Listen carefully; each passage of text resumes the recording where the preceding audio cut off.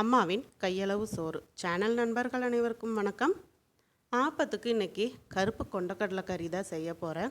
ஆப்பத்துக்கு மட்டும் இல்லை, புட்டுக்குமே பெஸ்ட்டான இந்த கருப்பு கொண்டக்கடலை கறி அடிக்கடி நம்ம சாப்பிட்றது நல்லது. சுண்டலாக செஞ்சு சாப்பிட்லாம். கருப்பு கொண்டக்கடலையில் இருக்கிற அந்த தோலில் இருக்கிற ஃபைபர் கண்டென்ட் நம்மளை ஆரோக்கியமாக வச்சுக்குது. உடல் எடையை குறைக்கிறதுக்கு இந்த கருப்பு கொண்டக்கடலை ரொம்பவே ஹெல்ப்ஃபுல்லாக இருக்குது. உடல் எடை குறைக்கணும்னு நினைக்கிறவங்க சுண்டலாவோ இந்த மாதிரி கடலைக்கறியாவோ உணவில் அடிக்கடி சேர்த்துக்கிறது நல்லது. இப்போ நைட்டே நான் வந்து கடலையை ஊற போட்டுட்டேன். 100 கிராம் அளவுக்கு கடலையை ஊற போட்டிருக்கிறேன்.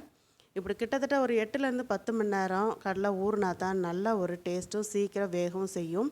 இப்போ ஊற வச்ச கடலையிலேருந்து ஒரு 10 கடலையை மிக்ஸி ஜாரில் சேர்த்துட்டு சின்ன தேங்காய் மூடியில் தேங்காய் கீறி மிக்ஸி ஜாரில் சேர்த்துருக்குறேன். கூடவே ஒரு 7-8 முந்திரி பருப்பு சேர்த்துருக்குறேன். ஹோம்மேட் கரம் மசாலா 1 ஸ்பூன் அளவு சேர்த்துருக்குறேன். இதே மெத்தடில் நீங்கள் கடலைக்கறி நீங்கள் செஞ்சு சாப்பிட்டு பாருங்கள். ரொம்ப டேஸ்ட்டாக இருக்கும். தயிர் சாதத்தை கூட நீங்கள் பக்கத்தில் வச்சு சாப்பிட்றதுக்கு நல்லா இருக்குங்க இந்த கடலைக்கறி. லைட்டாக இந்த மாதிரி ஒரு சுற்றிட்டு கொஞ்சமாக மல்லித்தலையும் சேர்த்து இப்போ தேங்காயை நல்லா நைஸாக அரைச்சி எடுத்துக்கலாம்.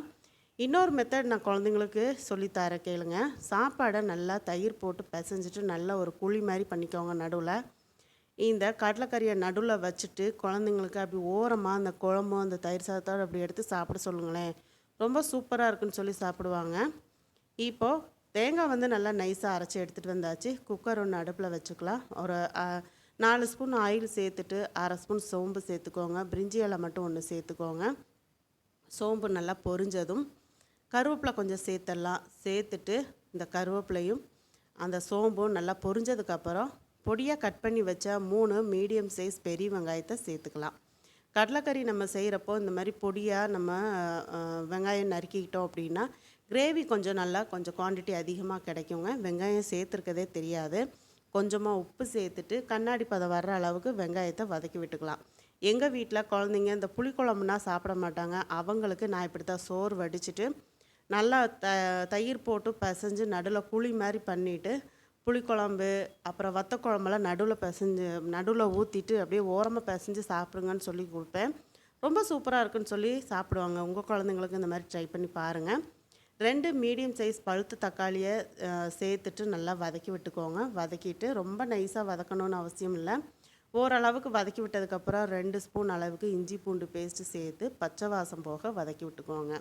இப்போ இஞ்சி பூண்டு பேஸ்ட் பச்சை வாசம் போக வதக்கி விட்டதுக்கப்புறம் ஒரு 2 ஸ்பூன் அளவுக்கு புளிப்பில்லாத தயிர் சேர்த்துக்கோங்க. தயிர் சேர்த்துட்டு நம்ம இந்த கொண்டக்கடலை கறி செஞ்சு பாருங்கள். நல்ல ஒரு க்ரீமியான டெக்ஸ்சர் கொடுக்குங்க. சூப்பராக இருக்கும் சாப்பிட்றதுக்கு. சப்பாத்திக்கு பூரிக்கெல்லாம் கூட ரொம்பவே சூப்பராக இருக்கும். இந்த கடலைக்கறி வந்து இந்த மெத்தடில் நீங்கள் ஒரு டைம் பண்ணிட்டீங்க அப்படின்னா இதே டேஸ்ட்டு தான் உங்களுக்கு பிடிக்கும். 1 ஸ்பூன் அளவுக்கு மஞ்சத்தூள் சேர்த்துட்டு நல்லா கிளறி விட்டுட்டு ஊற வச்ச கடலையை சேர்த்துடலாம். நீங்கள் கிட்டத்தட்ட ஒரு 8லேருந்து 10 மணி நேரம் ஊறினா மட்டும்தான் நீங்கள் இந்த மசாலாவில் டைரெக்டாக சேர்த்து வேக வச்சு ஒரு 3-4 விசிலில் அப்படி பூ மாதிரி கடலை வெந்திருக்கும். சப்போஸ் நீங்கள் வேக வைக்கலை அப்படின்னா நீங்கள் மசாலாவோட சேர்த்திங்க அப்படின்னா என்ன தான் நீங்கள் விசில் விட்டாலும் உங்களுக்கு அந்த கடலை வேகாதுங்க. அதனால் நீங்கள் நைட்டு செய்கிறீங்க அப்படின்னா காலையிலேயே ஊற போட்டுருங்க. இப்போ மிளகாத்தூள் உங்கள் காரத்துக்கு ஏற்ற மாதிரி சேர்த்துட்டு தனி மல்லித்தூள் 3 ஸ்பூன் சேர்த்துக்கோங்க. சிக்கன் குழம்பு மசாலாத்தூள் 2 ஸ்பூன் சேர்த்துக்கோங்க. சேர்த்துட்டு நல்லா இந்த மாதிரி லோ ஃப்ளேமில் வச்சுட்டு பரட்டி விடுங்க. அந்த எண்ணெயிலே அந்த கடலை, அந்த தயிர், இஞ்சி பூண்டு பேஸ்ட்டு, வெங்காயம், தக்காளி எல்லாம் சேர்ந்து ஒன்று போல் மசாலாலாம் பரண்டு வரும். நீங்கள் இன்னும் அம்மாவின் கையளவு சோறு சேனலை சப்ஸ்கிரைப் பண்ணலன்னா சப்ஸ்கிரைப் பண்ணிக்கோங்க. சப்ஸ்கிரைப் பண்ணும்போது ஆளுங்கிற பெல் பட்டனோட சப்ஸ்கிரைப் பண்ணிக்கோங்க. அப்போ தான் நான் போடக்கூடிய வீடியோஸ் உடனுக்குடனே நோட்டிஃபிகேஷனில் கிடைக்கும். இப்போ மிக்ஸி ஜாரில் நல்லா நைஸாக அரைச்சி வச்ச தேங்காயை சேர்த்துடலாம். மிக்ஸி ஜாரில் கொஞ்சமாக தண்ணி விட்டு அலசி சேர்த்துக்கோங்க. ரொம்பவும் தண்ணி சேர்த்துட்டோம் அப்படின்னா குழம்பு மாதிரி ஆகிடும். ஆனால் இது கொஞ்சம் திக்காக இருந்தால் தான் ஆப்பத்துக்கு, சப்பாத்தி, பூரி இதுக்கெல்லாம் வச்சு சாப்பிட்றதுக்கு ரொம்ப நல்லாயிருக்கும். சாப்பாட்டுக்கு கூட நான் சொன்ன மாதிரி தயிர் போட்டு நல்லா பிசைஞ்சிட்டு நடுவில் குழி மாதிரி பண்ணிவிட்டு நடுவில் இந்த கடலைக்கறி வச்சுட்டு குழந்தைங்களுக்கு கொடுத்து பாருங்கள். ரொம்ப சூப்பராக இருக்குன்னு சொல்லி சாப்பிடுவாங்க. இப்போ உப்பு செக் பண்ணிவிட்டு உப்பு சேர்த்துக்கோங்க. மசாலா தேங்காய்லாம் அரைச்சி சேர்த்ததுக்கப்புறம் மசாலா சேர்த்துட்டு நல்லா ஒன்று போல் கெட்டி இல்லாமல் கலந்து விட்டுட்டு தண்ணி வேணுன்னா மட்டும் சேர்த்துக்கலாம். இப்போது உப்பெல்லாம் செக் பண்ணி நான் உப்பு சேர்த்துட்டேன். குக்கர் மூடி போட்டு ஒரு 4 விசில் விட்டேங்க. சூப்பராக பூ மாதிரி வெந்துருச்சு. 4 விசில் விட்டதுக்கப்புறம் நல்லா அந்த ஆவி அடங்குனதுக்கப்புறம் குக்கர் ஓப்பன் பண்ணும்போதே கம கமன்னு அந்த கடலைக்கறியோட வாசம் ரொம்ப சூப்பராக இருந்துச்சுங்க.